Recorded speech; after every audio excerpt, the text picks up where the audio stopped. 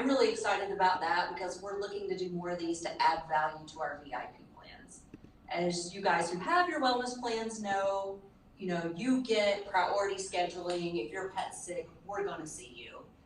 We're going to see you 7 days a week. You can text us after hours and we will take care of you. So those things are really what we want to strive to just make our wellness plans better and better. And this is just one step forward in that. So I want to introduce, for those of you who know Clark, he's such a good boy, and I attribute so much of that to Becka. So Becka, if you would introduce yourself, and we'll get going. And some of you might have seen me on the last Facebook Live chat that was for everyone. My name is Becka Rossi. I work at Manners Matter, which is located in Nicholasville, Kentucky. That's actually right by the Brandon Crossing PetVet location. And I've been a dog trainer for about 15 or 16 years now. Haven't done the math in a while. Certified through the Certification Council of Professional Dog Trainers.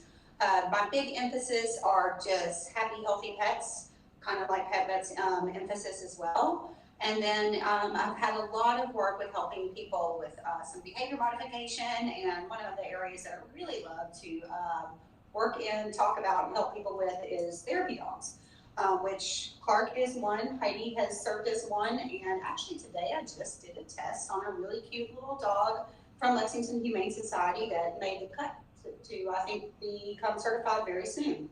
So we can't wait to hear your questions, and with that, I think we'll probably start to lead into some of them.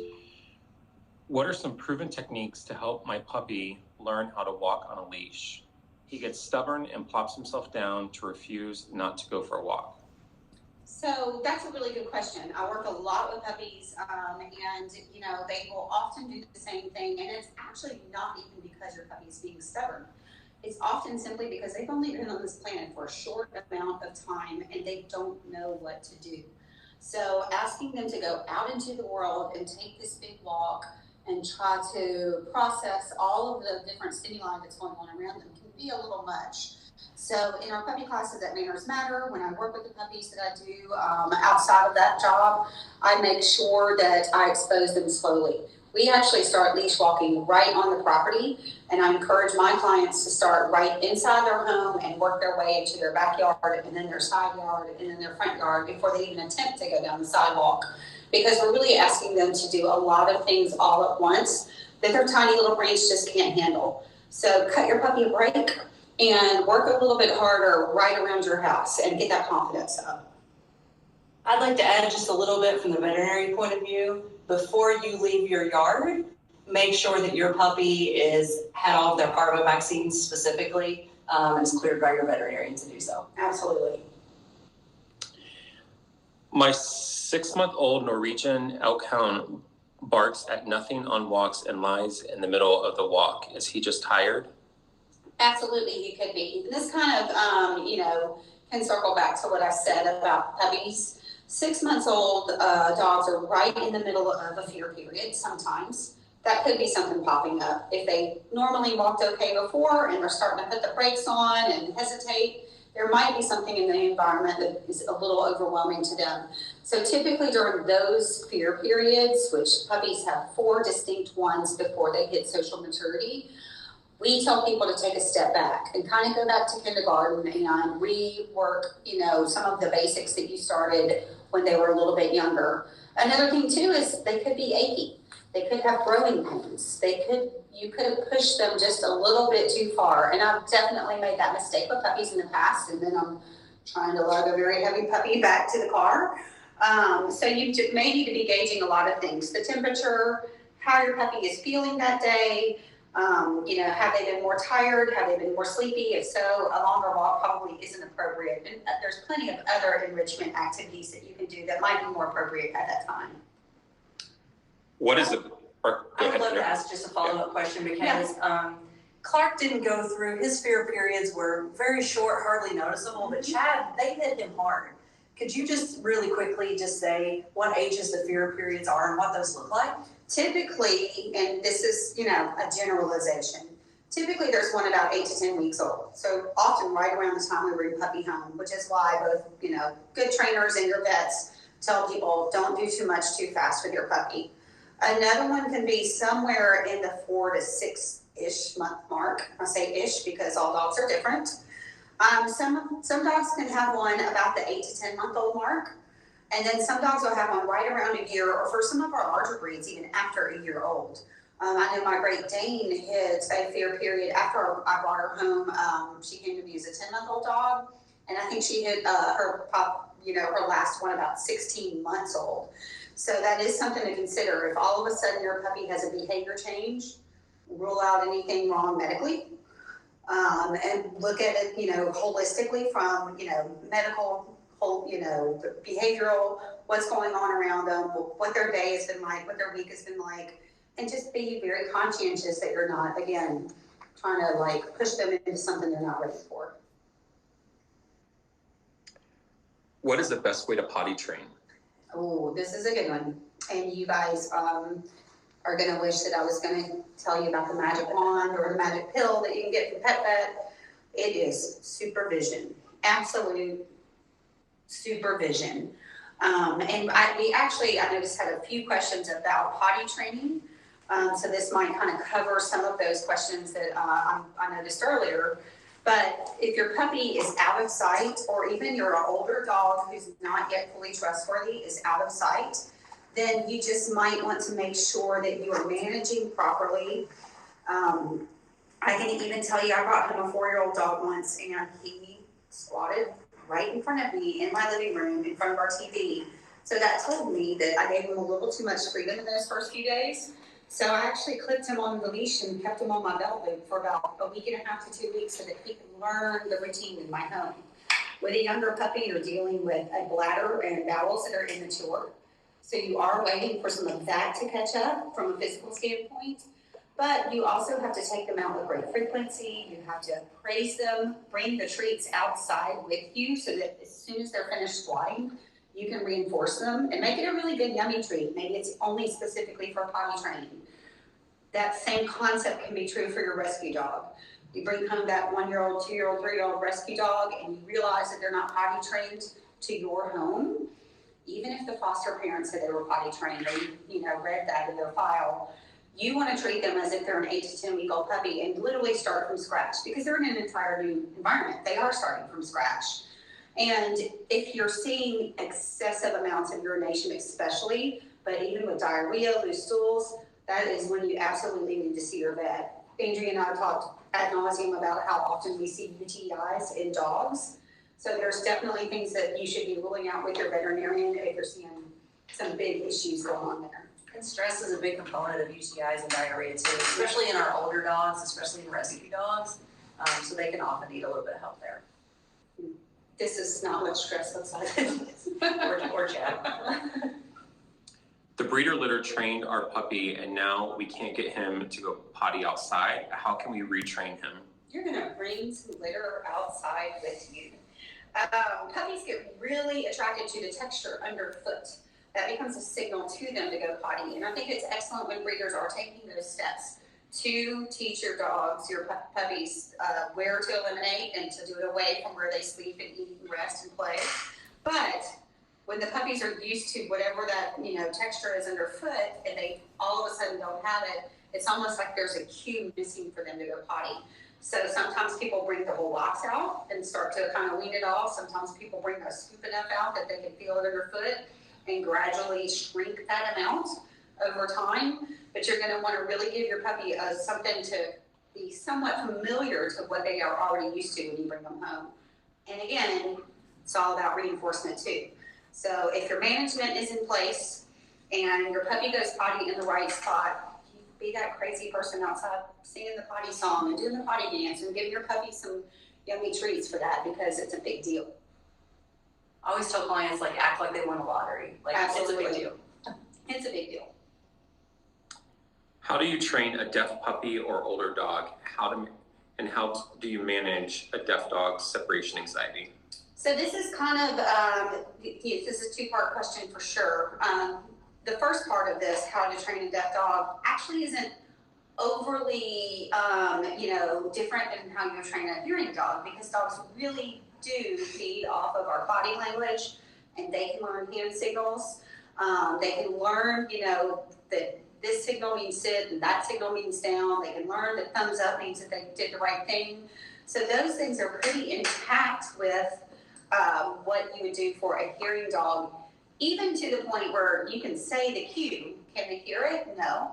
Can they see your facial expression that looks similar each time you say that word and feed off of that? Yes, absolutely. You're going to reinforce for the correct things.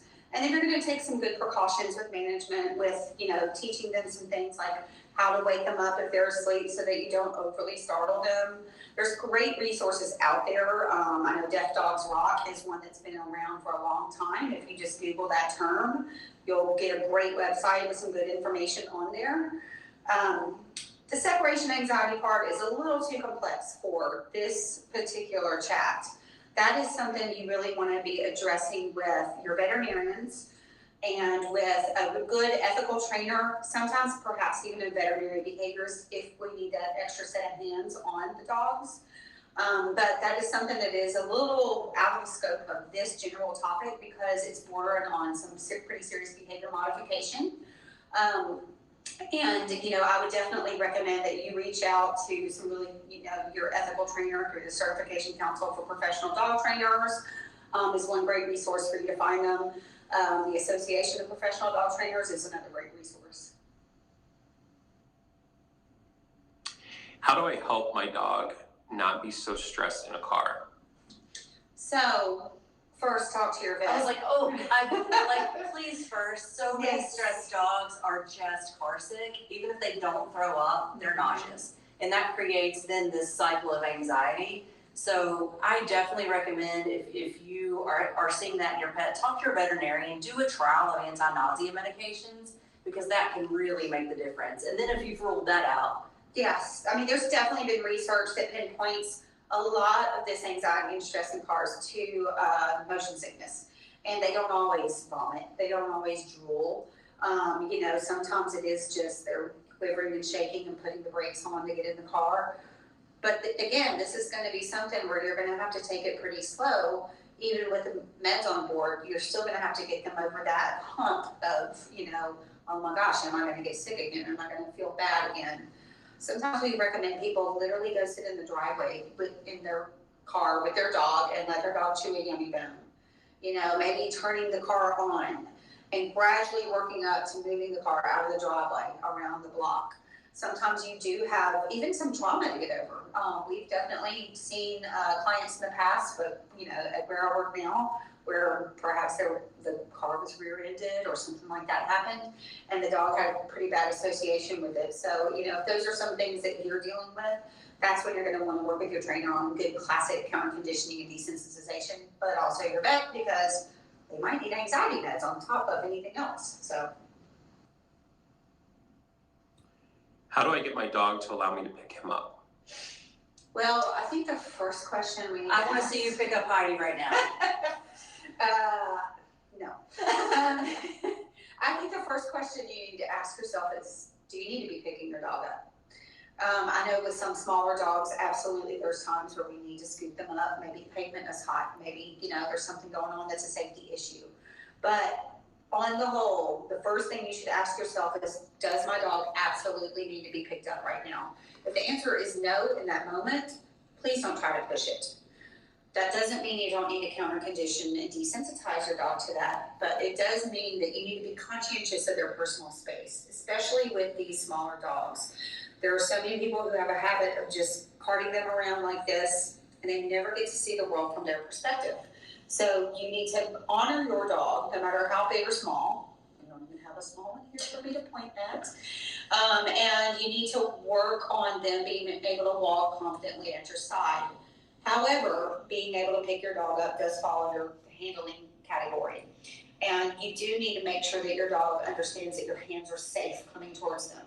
So if you have the young puppy, you're at an advantage because you can work on it from scratch and hopefully not have any, conflict that you're having to get over with that. If it's an older dog who maybe you didn't have your whole life, then you might be working with a lot of things. First off, again, go to your vet, rule out pain. We've seen many dogs who are worried about hands coming towards them, getting scooped up, even getting pet, and we've been able to determine that there's something going on with their back, or there's something going on with their neck, or something else going on. So make sure there's not something happening structurally with your dog that when you pick them up or reach for them, it causes them to feel defensive, or they're having a pain response to it. But again, if that's ruled out, then you're going to slowly counter condition your dog that hands coming towards them is a safe thing. Pair it with treats. Make sure that, you're using like really nice, good, long-lasting chews, unless they're a resource guarder. That's another issue that you would deal with your trainer. And help them learn that your hands are safe. Also, learn how to pick up your dog. I have seen adults pick up a dog like this with their, hands under their armpits, and you should really be scooping them from underneath and giving them the support that they need. But again, first and foremost, ask yourself why you're picking your dog up in that moment. And if you're doing it just because they're little and you want to tote them around, then I would advise that you really rethink that and let the dog see the world from their 4 feet on the floor. I've got a little to add there, just because this is something I've only learned in the last few years. That I've been in practice for 20 years, and I never knew until I went through fear-free certification that a dog's number one fear is fear of falling. It's not fire, it's not being chased by a lion, it's fear of falling. And then what do we do in a veterinary hospital? Well, in other veterinary hospitals, we bring them in and we put them up on a cold table. And these are dogs that aren't used to being elevated, or your dog goes to grooming, right? They're on a table. And this is not, we are just tapping into their biggest fear that they have. So, that's one of the reasons that we chose to, in our practice, we don't have tables. We meet our pets on the floor where they are, or on the couch with their owner, where they're comfortable and they know they're not going to fall. But one of the things I enjoyed about Manners Matter when I took Chad through puppy class there is we practiced putting them on a grooming table or a veterinary table, because they may encounter that in their life. So that's a good time. But definitely, when you think about picking your dog up, understand they're not being a jerk. That is their number one fear in life. Absolutely. Mine too, to tell you the truth. How do I get a dog to recall? So a few things there. Number one, you have to teach them what recall means. And everyone's got, their own version of this, but for me, when I call my dogs, that means come all the way to me and let me touch you, especially for my Dane, because she's a little houndy-ish in her response. So I want her to understand that part of that process is you come to me and I can put my hand on you, I can touch your collar, I can touch your harness. And then the second thing is you got to practice this, but fairly.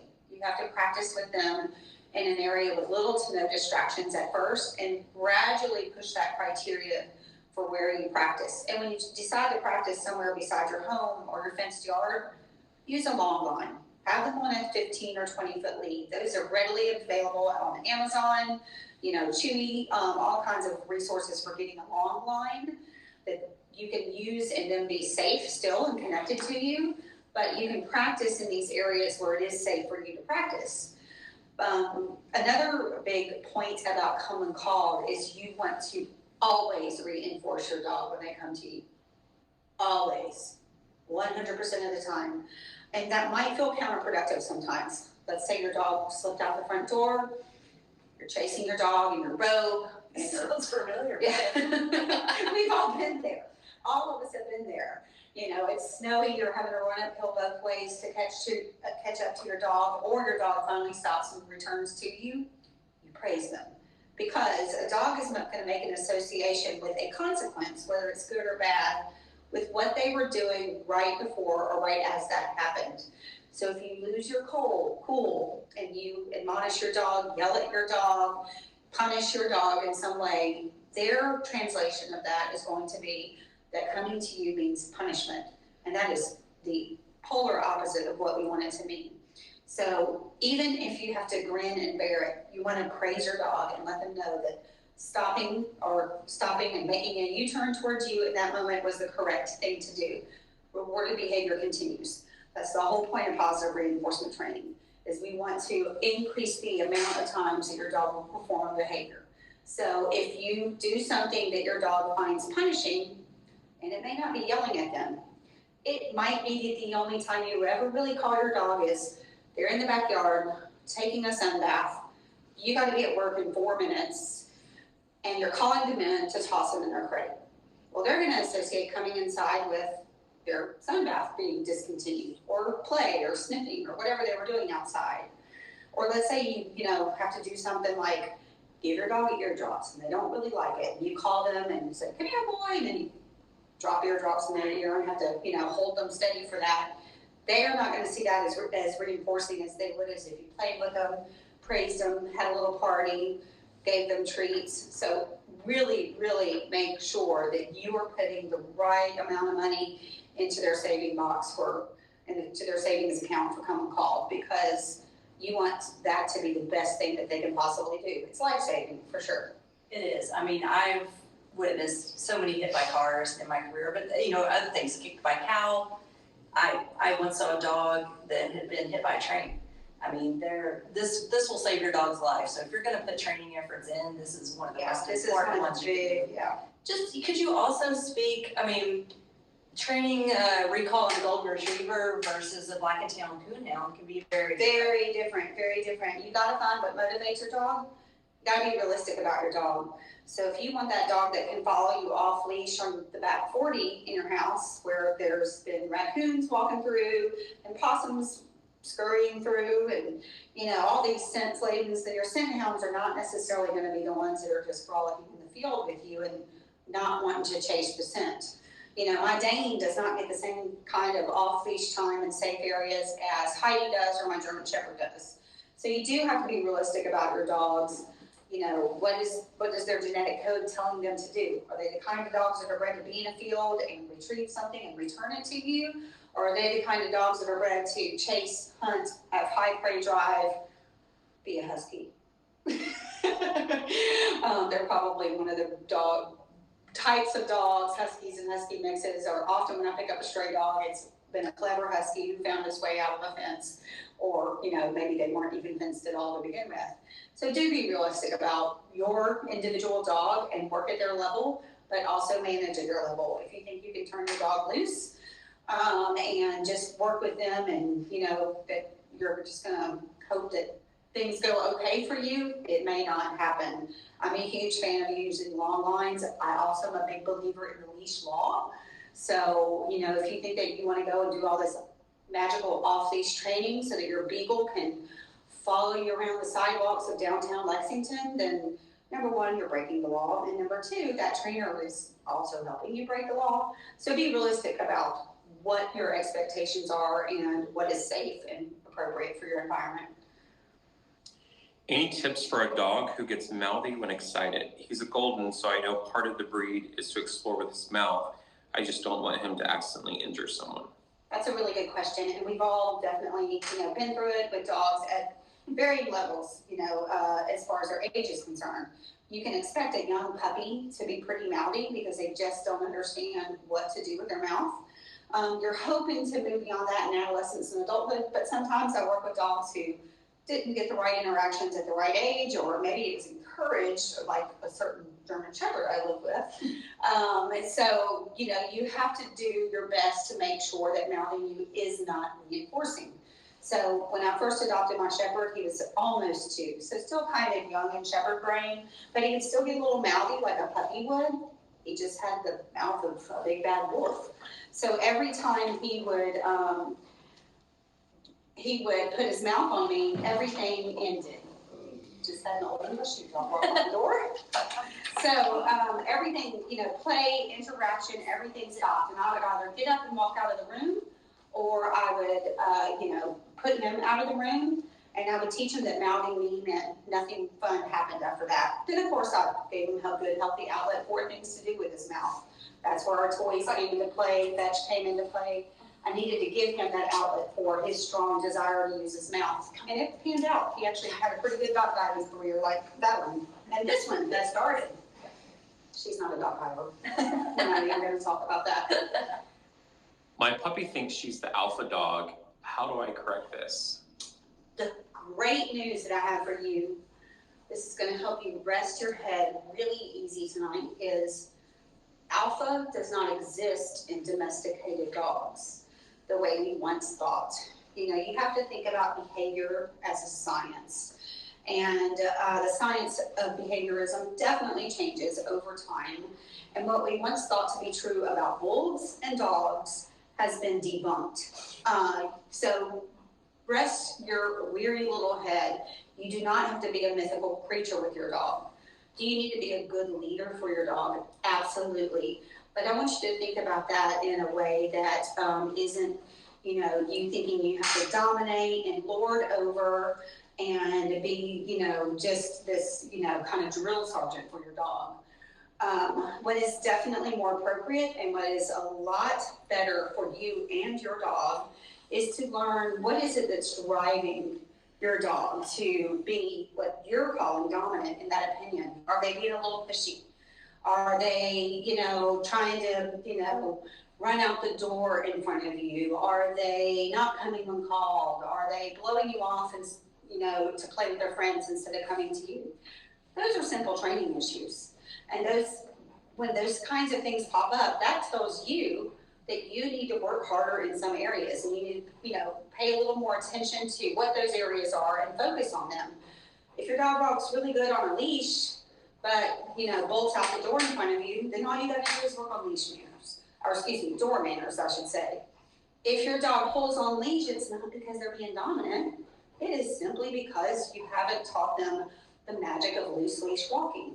And that is something that, I work really hard with clients with. I teach a class specifically for loose leash walking. It's a technical skill that you have to learn in order for your dog to learn it. So some of these things that we have misconstrued as dominance, that, this kind of myth of the alpha won't die because we have society keeping it alive, is simply people that are just not up to date with the science. I'm sensing a common theme. It's usually us as pet parents that need trained, not the actual dogs. Right, and I also think that we need to cut our dogs some slack. I know we talked about that a lot, like give your dog a minute to think, give them a chance to work out the problem. Instead of you thinking you have to tell them what to do 100% of the time, teach them how to offer good behaviors, teach them how to throw things at you to see if it works for you. And if there are behaviors you have rewarded in the past, like sits, like downs, like come and call, those behaviors are going to be the things that your dogs are going to offer more often than not. If you've consistently rewarded pulling on leash by following behind your dog while the leash is tight, that's going to be all they know to offer. So that means that you need to be, again, working with a good ethical trainer who uses up-to-date practices, and they're not telling you to dominate or be the alpha. That tells you that you just need to adjust your viewpoint so that you can meet your dog at their level. One of my favorite quotes that I'm going to butcher about dog training is to live with a dog is not to try to make them more human, but to become a little more canine yourself. And I think we have a lot to learn from all these dogs. How do I help my existing dog adjust to a new puppy? Take it slow. Not that I'm going to pick on any golden retrievers in your frame of view at this moment. We have a father and son here Yes. who it's been a year and they just now love each other, but it was a rocky year. Yes, and it wasn't even because Clark was like, I'm your father. No, definitely wasn't that. When I have added a new dog into my home, I am very slow to integrate them fully, and especially if one of the dogs is younger, and the other existing dogs are older, into adulthood, into seniorhood even. I don't want to try to go do too much too fast. I use barriers, I use baby gates. They're only together under supervision. When the dogs need a break, I honor that and give them a break. If the young dog is pestering the older dog, we give them, time out away from each other to chill out and decompress a little. And we just take our time. The equivalent of that, human-wise, would be you go to college and you're paired with a roommate in your dorm, and you get there and this person is completely different from you in every way. Do you think that that's going to mesh immediately, or do you think it's going to take time for y'all to get to know each other, get to know each other's quirks, get to know each other's, schedules and, their likes and dislikes? So, if it's going to be like that for us as humans, It's absolutely going to be like that for us with our dogs. And that includes if you bring home an older rescue dog, or an older dog from a breeder. My last dog I brought home was a 5-year-old golden. And we took months and months and months for her to fully integrate with my Dane and Heidi and my Shepherd. So, and I'm glad we did, because things are starting to mesh now. My 6-month-old puppy gets so excited when people like my parents come over. He's good with staying down, but wants to be on top of them and pushy. How do we work on keeping him calmer to get attention? Your best friends right there are your leash and a really good savory chew. It's a 6-month-old puppy. So having a dog that young understand how to behave when someone new and novel and exciting comes into the home is the equivalent of if when my sons were young, I wanted to try to bring them to the fanciest restaurant in town and have them sit and be perfectly quiet while we got our 5-course meal. Of course I couldn't do that with them. Yeah, I brought those kids to restaurants with slides and ball pits for a long time before I thought they would even have the mental capacity to sit through a quick meal at like an Applebee's or something. So again, you want to make sure you're not expecting too much too fast, but there's ways that you can manage the situation properly so they don't get to display that behavior. You have them behind a barrier and let your parents come in and let things start to settle down before you let your puppy out. That barrier can be a baby gate, a door, their crate. When they come out, have them on leash. And if they do go to jump on your parents or any other guest in your home, your knee-jerk reaction is often, no, quit, stop. But again, with the way dogs view punishment as opposed to the way we view punishment can be astronomically different. So they could start to associate seeing your parents with being punished, being jerked, being yanked, being yelled at. So you want to be conscientious about that. Teach your parents what to do. They should be very calm. If they are like, oh, look at this puppy, of course the puppy's going to run to them and get excited and jump on them. So teach your parents how to calmly enter, and perhaps they toss a little handful of treats or a long-lasting chew away from them, and the puppy goes over there and has a way to settle themselves down and self-soothe with that long-lasting and savory chew. And that can make sure that they always have a good positive association with guests coming into your home, but you're also giving them a way to pacify themselves. Jumping is a natural behavior that puppies do without our help and interference in any way, and they're just doing what their brains tell them to do. So until they learn something better, we have to give them options and alternatives, and we have to be fair and manage the situation properly. This just reminds me, one of the most powerful, you had to tell me like 20 times, but it finally sunk in. I can just hear your voice saying, instead of telling my dog, no, don't tell your dog what not to do, tell it what you want it to do. And that has been really powerful. If your puppy knows how to sit, ask it to, whatever, like the chews, but that just resonates in so many situations. If your dog is doing anything that you don't want it to do, I just hear your voice, like tell it what you want it to do. Yeah. Because they're happy to do that. Right. They want to do something. If they know the cue, if you've rehearsed the cue and practiced the cue, and if you're asking it in a fair situation where they can comprehend it, that's going to be the thing that you need to go to. On walks, my dog barks and pulls a lot whenever they see a person or a dog. How can I alter this? Variations of questions. We have a few different variations of that question. We're super glad that you submitted so many questions. We had a lot to choose from, and I wish we could get to all of them, but I don't think you want to spend the entire night with me.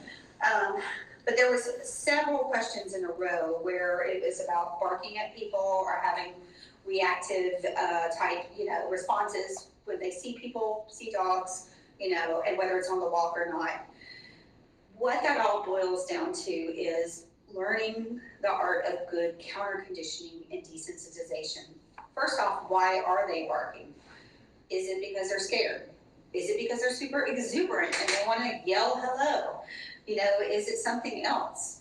So once you're able to determine, okay, it's Thankfully not because my dog is scared of people, it's because they are just loving the sound of their voice and want everyone else to hear it. Then you work on some good impulse control exercises around people where they learn that a quiet approach gets that interaction that they are looking for. If it is reactivity, if they're barking and showing a fear response, if their hackles are raising, if they're showing an aggressive response, this is where you're going to work with your trainer, possibly your vet, and maybe even a veterinary behaviorist, because you're going to have to learn the art of classic counter conditioning and desensitization to really help your dog through that and not have them have a negative association with people, with dogs, with whatever it is in their environment that's causing them to react. So be very careful about how you judge what's going on. Get some help, get another set of eyes on your dog with a good ethical trainer helping you out, and then go from there. Any recommendations for trainers to work with to become a therapy dog? Yes. First and foremost, if therapy work is something you're interested in, know for sure the definition of that. Therapy work is what she's done and Clark does, and that's when they are invited into a space that may or may not normally allow pets so that they can provide comfort and cheer people up. So their most common places they have frequented is nursing homes, schools, hospitals. Clark's actually done some crisis response in areas. I know he went down to Mississippi last year after there was tornadoes that ravaged some of our small towns in Mississippi. So first and foremost, you want to work with a trainer. You want to start young if you can, if you have your dog from a young age. I didn't have her or my previous therapy dog from a very young age, but I was fortunate that they had the right temperament for that. So I was able to figure that out both with my knowledge, but I had my friends that were trainers laying another set of eyes on him. And then I had to research organizations that were within my community that were actively practicing therapy work. And that way I could get involved with people so that I could have some mentors out there. Because even though I'd been a dog trainer for a long time, I still needed to learn the etiquette for going into some of these spaces and making sure that my dog was a good diplomat for therapy dogs all over the world. But you look at some of these organizations, there's, Therapy Dogs International, Pet Partners, Love on a Leash, the Alliance of Therapy Dogs. Those are just some of the bigger ones that I can name off of the top of my head. You research the organization. You find out if there's teams and mentors in your area. You find out where the evaluators are. And you are going to learn all about their evaluation process so that you can get certified through them. And that certification is necessary when going into these spaces because they're going to provide that network for you first and foremost so that you can know where to go and what time to be there and who's going to be there with you. But also it's going to, give you that liability insurance that you're going to need going into these spaces. And that's very important. This is why we don't just show up with our dogs at a random hospital and hope they invite us in. So getting to know the organizations that are local around you, finding trainers that are experienced with placing successful therapy dog teams out into the wilds to practice that amazing, volunteer work that's available for some of us, and making sure you have a really good understanding of the rules and guidelines of your organization are going to be your best bet. So go ahead. No, I was just going to say, and I applaud anybody that's thinking about doing it. It's so rewarding. It's a lot of fun. Yeah. But you have to make sure your dog enjoys it. So Clark loves it. But I've learned there are certain parts of it he likes more than others. So I try to choose those visits that I know he loves anything with kids. Mm-hmm. So I try to choose the things he's more engaged in, and then know your dog. Like I definitely hope Chad is going to be a therapy dog. He's passed his K9 Good Citizen, but we're still working through a couple other things behaviorally that, he's not quite ready to take the test. So I think you have to be realistic. Like he loves people. That's not going to be a problem. Right. But we're still having some dog interaction problems. So we're going to work through that. So I think you just really have to trust your trainer and, listen to them and what they say, what your dog's ready to do, and then know your dog and what they enjoy doing. And absolutely, again, I can't stress this enough, find a trainer who has experience in therapy work and look for the results of that. meet the teams that they have helped train and place into that realm, because you don't want to find someone who's super inexperienced in it and they're not giving you the right advice to set you up for success. We also don't want the wrong dog to be at the wrong place at the wrong time. So having a trainer that's very realistic with you, I mean, I will absolutely say, I don't think Chad will enjoy this job if I don't think that later on down the road. And she'll probably say thank you. Yeah. So I know we're running out of time. This has been fantastic. yeah. One of the things we didn't really touch on yet, but I wanted to make sure we cover, since I'm a veterinarian at heart, we need to look at why our dogs do things. And sometimes, we think it's a training problem. Becka gets a lot of behavior problems tossed her way, and I do too, certainly as a veterinarian. And I read a statistic the other day that even after 20 years of practice really shocked me, that 90% of behavior problems are related to pain or medical problem in some way. And wow, that, if you would have asked me before I read this study, I would have thought maybe 60 or 70%. And, these guys can't tell us, and, they have good hearts.